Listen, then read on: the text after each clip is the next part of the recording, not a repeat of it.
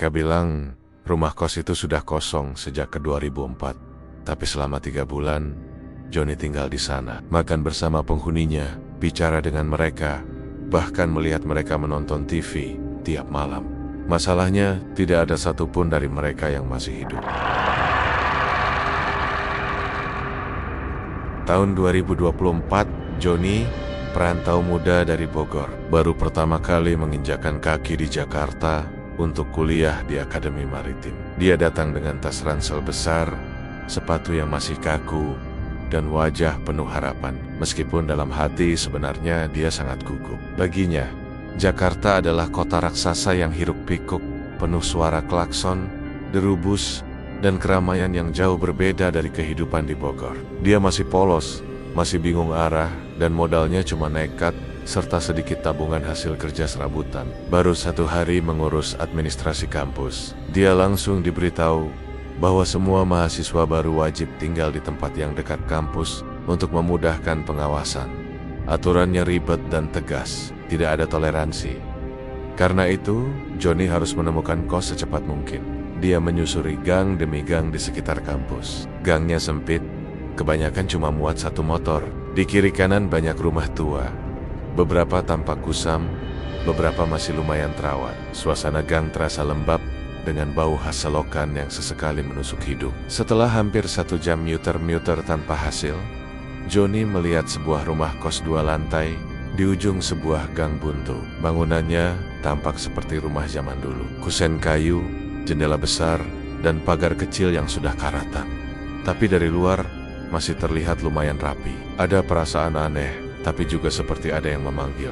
Dia mengetuk pintu pelan. Dalam hitungan detik, pintu itu terbuka sendiri, dan muncullah seorang ibu-ibu sepuh. Rambutnya disanggul rapi, bajunya kebaya sederhana, dan senyumnya lembut sekali, seperti senyum seorang nenek yang menenangkan cucunya. "Cari kos, nak?" "Masuk saja," katanya dengan suara pelan tapi ramah.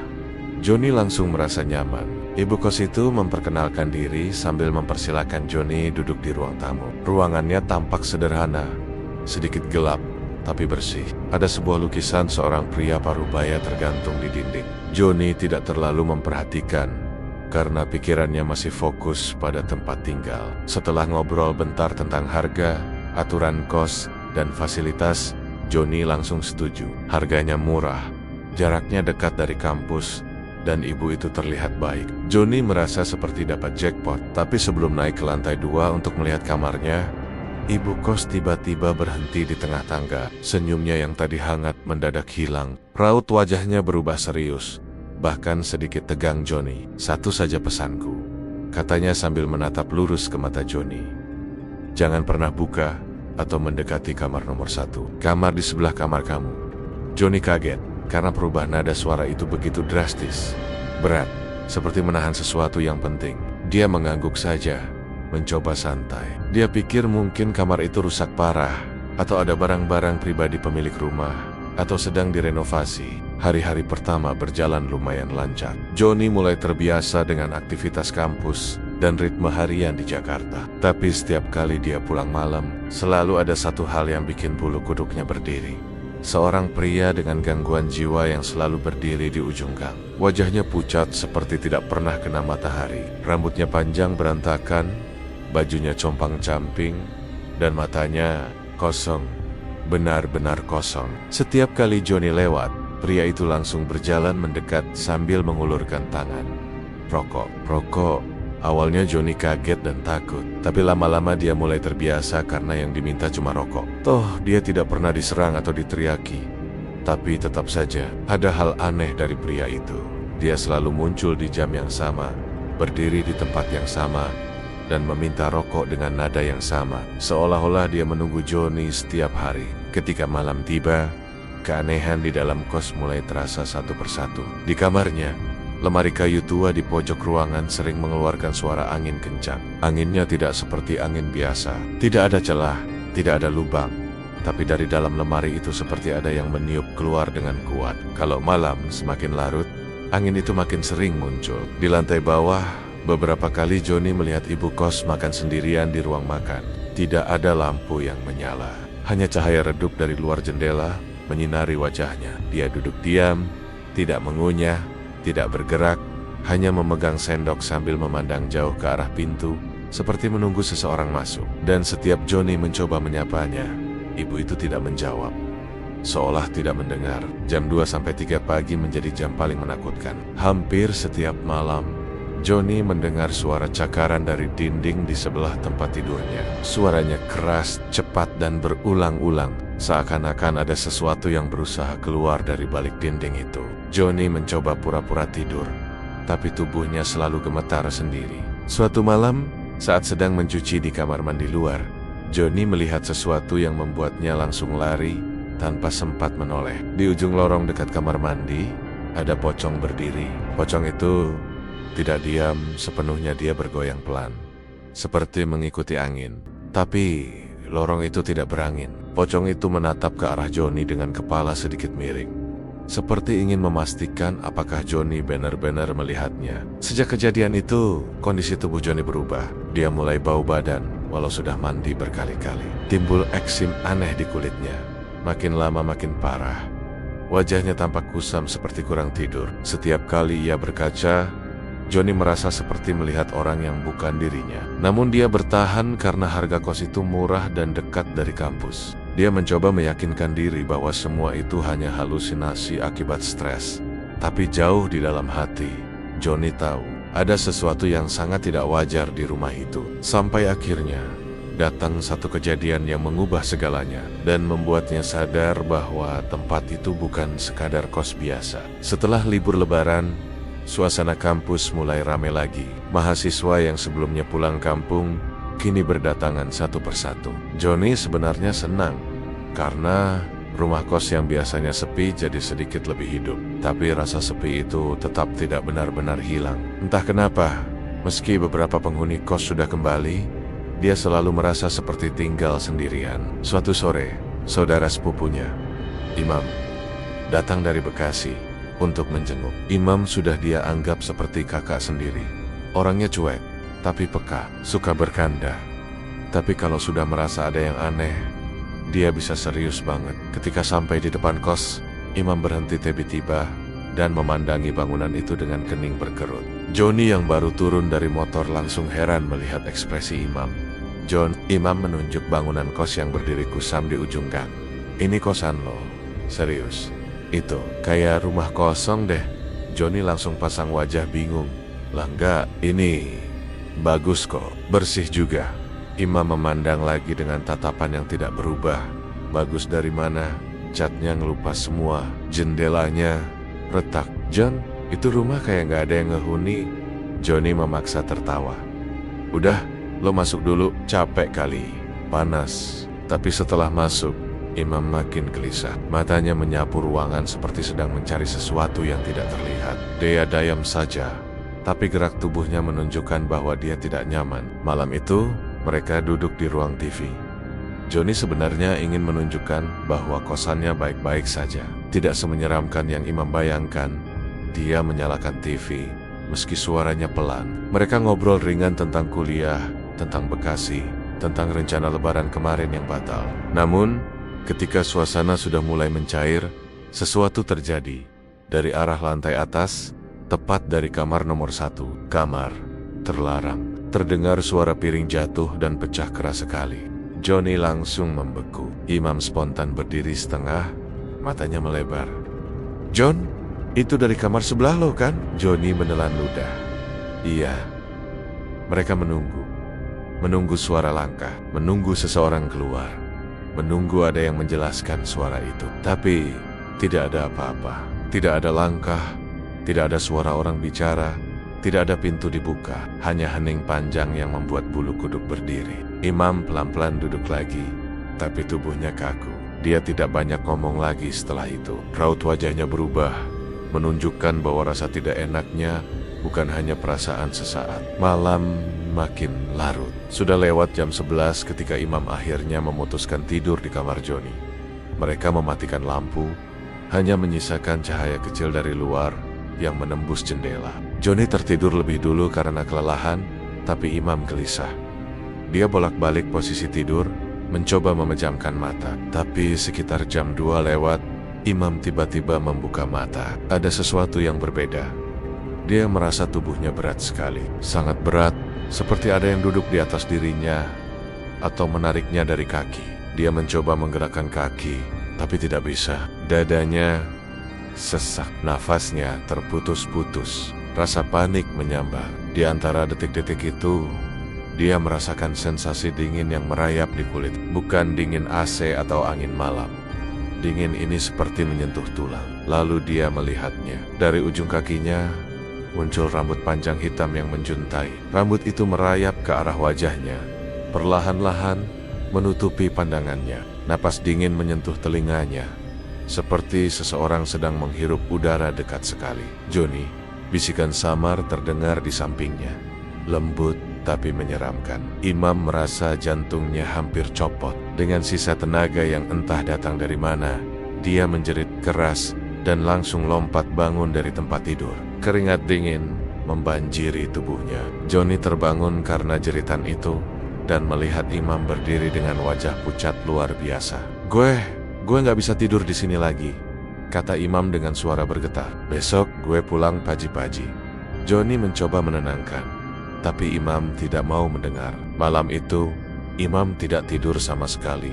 Hanya duduk bersandar ke dinding sambil memegang tasnya. Pagi harinya, Imam pamit pulang. Johnny mengantar sampai depan gang. Imam mencoba senyum, tapi jelas terlihat dia masih ketakutan. Beberapa jam kemudian, Johnny dapat kabar dari telepon. Imam kecelakaan motor di jalan. Syukurlah nyawanya selamat, hanya luka-luka ringan. Tapi yang membuat Johnny merinding, suara Imam di telepon terdengar berbeda. Terdengar sangat serius dan ketakutan. "John, sebelum gue jatuh, ada perempuan cantik megang stang motor gue. Yang lu ceritain kemarin, yang nongol di ruang TV itu." Johnny langsung kehilangan kata. Badannya gemetar tanpa sadar. Dadanya terasa sesak. Malam itu, Johnny tidak bisa tidur. Setiap sudut kamar terasa hidup sendiri. Angin dari lemari bertiup kencang. Suara cakaran muncul lagi, tapi kali ini lebih keras dari biasanya. Dan dari arah kamar nomor 1, bau melati tercium sangat menyengat. Terlalu menyengat, sampai membuat pusing. Bau itu seperti memanggil, seolah-olah ada yang menunggu di balik pintu itu. Johnny berdiri. Entah apa yang menggerakkan kakinya, tapi dia merasakan tubuhnya berjalan sendiri menuju kamar terlarang. Matanya menatap lurus ke arah pintu nomor 1. Pintu itu tampak biasa saja, tapi malam itu terlihat lebih gelap dari dinding sekitarnya. Johnny berdiri di depan pintu itu dengan napas tercekat. Tangannya terangkat pelan, menyentuh gagang pintu. Gagang itu dingin sekali, lebih dingin daripada apapun yang pernah dia rasakan. Dan untuk pertama kalinya sejak tinggal di sana, Johnny melanggar larangan ibu kos. Dia memutar gagang pintu. Pintu terbuka sedikit. Hembusan angin dingin keluar dari celah itu. Anginnya membawa aroma melati yang pekat, menusuk hidung, membuat bulu kuduk berdiri. Johnny mendorong pintu lebih lebar. Yang dia temukan justru membuatnya semakin merinding. Kamar itu bersih sanggot bersih, tidak ada debu sama sekali, seperti baru saja dibersihkan seseorang. Padahal pintu itu terkunci sejak awal. Semua perabot, kasur, meja, kursi ditutup kain putih. Kain itu jatuh melambai, seperti sedang menutupi sesuatu yang tidak ingin terlihat. Di meja kecil dekat jendela, ada satu benda mencolok, sebuah album keluarga. Johnny menelan ludah. Tangannya gemetar ketika meraih album itu. Setiap gerakan terasa berat, seperti ada yang mengawasinya dari dekat. Dia membuka halaman pertama. Foto pertama seorang pria dengan wajah tegas, mengenakan kemeja rapi. Johnny terdiam. Wajah itu, wajah yang sama dengan lukisan besar di ruang tamu. Halaman berikutnya. Foto kedua. Ibu kos, masih muda, tersenyum cerah, memeluk seorang anak kecil. Johnny menahan napas. Halaman ketiga, foto perempuan cantik yang selama ini muncul di ruang TV, rambut panjang, wajah cantik, mata sayu. Johnny hampir menjatuhkan album itu, tapi rasa penasaran membuatnya terus membuka. Halaman keempat, Johnny membeku. Foto pria ODGJ yang selalu berdiri di mulut gang, yang selalu minta rokok. Mulut Johnny terbuka, tapi tidak ada suara. Kepala terasa ringan, seperti melayang. Semua potongan aneh selama 3 bulan terakhir mendadak bersatu, membentuk sesuatu yang mengerikan. Dan saat itulah, Terdengar suara teriakan serak dari belakangnya. "Jangan dibuka." Johnny sontak menoleh. Di ambang pintu berdiri ibu kos. Tapi kali ini wajahnya pucat seperti kain kafan. Matanya kosong, seperti tidak ada bola mata. Tubuhnya tidak menjejak ke lantai, sedikit melayang, goyah pelan, seperti dihembus angin yang tidak ada. Mulutnya terbuka lebar, lebih lebar dari manusia biasa. Dan dari celah itu keluar aroma anyir yang menusuk. Johnny tidak menunggu apapun. Dia melempar album itu dan langsung kabur secepat mungkin. Menuruni tangga sambil hampir jatuh. Berlari keluar rumah tanpa menoleh sedikit pun. Untuk pertama kalinya, Johnny merasa dirinya mungkin tidak akan keluar hidup-hidup dari rumah itu. Jika dia terlambat 1 detik saja. Johnny berlari tanpa arah, seolah seluruh dunia tiba-tiba menjadi asing.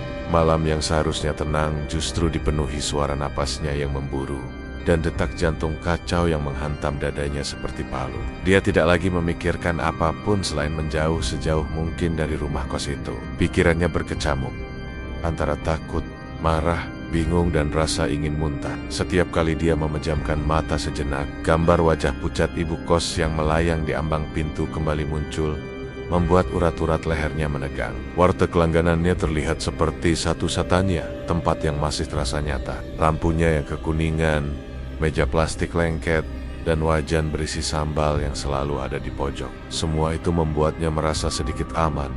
Atau setidaknya begitu pikirannya mencoba meyakinkan dirinya. Dia hampir merosot jatuh saat mencapai pintu warteg. Ibu warteg yang sedang mengaduk sayur asem langsung menatapnya. Kaget melihat kondisi Johnny yang lebih mirip orang baru pulang dari bencana besar. "Dek, astagfirullah, kamu kenapa? Kok pucat begitu?" Suara ibu warteg terdengar pelan tapi tegang, seperti tidak yakin ingin tahu jawabannya. Johnny memegang sisi meja untuk menahan tubuhnya yang hampir ambruk. Suaranya serak ketika keluar dari tenggorokan yang mengering. "Ibu, tolong, saya mau tanya. Rumah kos itu sebenarnya apa?" Ibu warteg berhenti mengaduk. Sendok sayur di tangannya beku di udara. Ekspresi wajahnya perlahan berubah. Dari bingung menjadi khawatir, lalu menjadi sesuatu yang hampir menyerupai ketakutan yang sudah lama ia pendam. "Dek," katanya dengan suara yang lebih pelan, "kamu sudah berapa lama tinggal di situ?" "Hampir 3 bulan." Johnny menjawab dengan napas yang masih tidak stabil. Tubuhnya bergetar kecil, entah karena dingin atau karena ketakutan yang masih menguasainya. Wajah ibu warteg langsung mengendur dan mata tuanya menatap Johnny seakan tidak percaya. "Ya Allah, Nak, orang sana biasanya cuma tahan 3 hari. Seketika tubuh Johnny seperti kehilangan kekuatan. Lututnya terasa mau jatuh. 3 hari? Dia bertahan 3 bulan? Rasanya seperti perutnya dihantam benda keras. Ibu warteg menatapnya semakin lama, semakin iba. Dia menarik napas panjang.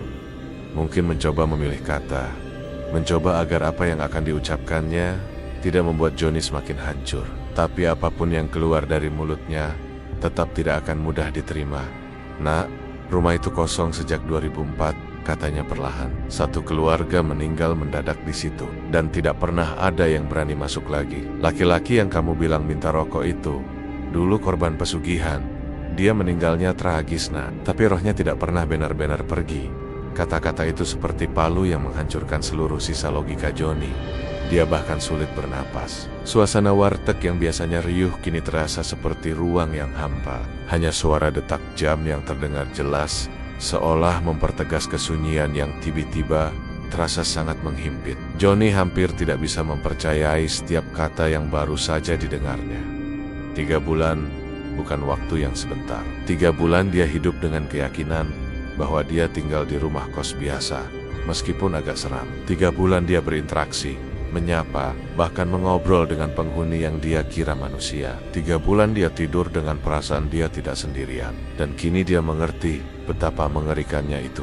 Ibu warteg melihat wajahnya yang hancur dan langsung memanggil suaminya. Tanpa banyak tanya, suaminya diminta mengantar Johnny kembali ke kos itu. Bukan karena mereka ingin Johnny kembali ke sana, tapi karena mereka tahu ada sesuatu yang mengikat Johnny di tempat itu. Sesuatu yang harus diputuskan sebelum makin terjerat.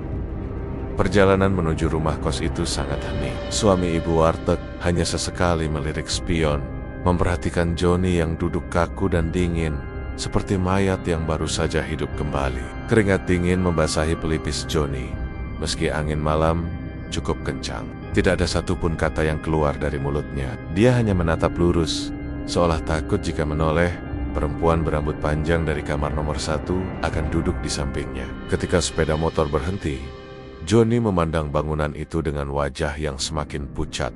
Dia hampir tidak mengenalinya. Rumah kos yang selama ini dia tinggali ternyata bukan seperti yang dia lihat selama berbulan-bulan. Bangunan itu tampak jompo, kusam, dan menakutkan. Cat temboknya terkelupas parah. Kaca jendela pecah di beberapa bagian. Pintu-pintu tampak lapuk dan separuh terlepas dari engselnya. Di beberapa sudut terlihat bekas terbakar dan coretan hitam. Tidak ada sofa empuk di ruang TV. Tidak ada meja makan kayu mengkilap. Tidak ada rak sepatu atau karpet bersih. Yang ada hanyalah lantai retak penuh debu dan jamur. Johnny terdiam lama. Napasnya memburu. Dia tidak tahu apa yang lebih menakutkan. Kenyataan yang sekarang dia lihat atau fakta bahwa selama 3 bulan dia hidup di dalam ilusi yang diciptakan makhluk-makhluk itu. Dia memaksakan langkah masuk. Rasanya seperti seluruh tubuhnya melawan, tetapi ada bagian dirinya yang memaksa untuk melihat semuanya. Untuk memastikan dia tidak gila. Untuk memastikan bahwa semua ini nyata. Lantai 2 terlihat lebih mengerikan. Tangga kayu hampir patah. Dinding dipenuhi bekas jamur menghitam. Lampu gantung tidak ada. Atap berderit seperti ada sesuatu yang berjalan di atasnya. Kamar yang selama ini dia tinggali membuat Johnny tertegun. Ruangan itu tidak lebih dari kamar kotor beralaskan tikar usang penuh noda. Bau pesing tercampur debu tipis yang beterbangan. Ketika dia membuka pintunya, tidak ada kasur empuk yang selalu dia banggakan. Tidak ada lemari coklat yang selalu dia gunakan untuk menyimpan baju. Tidak ada meja kecil tempat dia meletakkan charger. Semuanya kosong. Kamar itu tampak seperti tempat orang sakau tinggal. Seperti tempat yang sudah ditinggalkan belasan tahun. Dan disitulah Johnny memahami sesuatu yang membuat tenggorokannya tercekat. Eksim di tubuhnya. Bau badan yang tidak hilang-hilang, alergi aneh yang tiba-tiba muncul. Semua itu bukan karena kesibukan atau stres, tapi karena selama ini dia tidur di tempat yang bahkan bukan layak disebut tempat istirahat. Dia tidur di ruangan yang dipenuhi energi sakit, dingin, dan ketidakmanusiaan. Dia tidur bersama roh yang bahkan tidak pernah benar-benar diam. Wajah Johnny memucat hingga hampir tidak ada warna. Jantungnya seolah berhenti berdenyut. Tubuhnya limbung. Tuhan, gumamnya nyaris tidak terdengar. Jadi selama ini, saya tinggal sama siapa? Tidak ada jawabannya. Hanya keheningan panjang yang semakin terasa berat. Tapi angin dingin tiba-tiba berhembus dari arah kamar nomor 1. Angin yang tidak semestinya ada dalam bangunan tua ini. Angin yang membawa aroma melati yang menusuk hidungnya, hingga membuat bulu kuduknya meremang. Aroma yang sama. Aroma perempuan berambut panjang itu. Dan saat angin itu berembus, terdengar suara lirih, seperti bisikan yang tidak mungkin berasal dari manusia. Nada suaranya lembut tapi mengancam, seperti tangan halus yang memelukmu hanya untuk menenggelamkanmu ke dasar air. Johnny, kamu, tinggallah bersama kami. Suara itu datang dari kamar nomor 1. Dari kegelapan yang sejak awal terasa tidak alami. Dari tempat di mana makhluk itu menatapnya. Dari balik rambut panjangnya, dari tempat di mana album keluarga itu diletakkan seolah menunggu dia membuka dan mengetahui siapa yang sebenarnya tinggal di rumah itu. Johnny langsung berbalik dan berlari secepat mungkin. Dia tidak menoleh, tidak mencoba melihat apapun. Dia hanya berlari sampai tidak ada lagi suara melati, sampai tidak ada lagi bayangan perempuan itu di pikirannya. Dia tidak pernah kembali ke kosan itu, bahkan lewat di depan jalan itu saja. Dia tidak berani. Butuh waktu lama bagi tubuhnya untuk pulih. Eksimnya baru hilang setelah berbulan-bulan. Bau badan aneh yang menempel padanya baru benar-benar hilang setelah dia pindah jauh dari kota itu. Tetapi mentalnya tidak pernah sepenuhnya pulih. Ada satu hal yang selalu menghantuinya. Satu kalimat yang terus menempel di belakang kepala, yang membuatnya kadang terbangun tengah malam dengan napas terengah. Selama 3 bulan, dia hidup, makan, tidur, dan bercakap dengan satu keluarga yang sudah lama meninggal, dan mereka hampir saja membuatnya tinggal selamanya.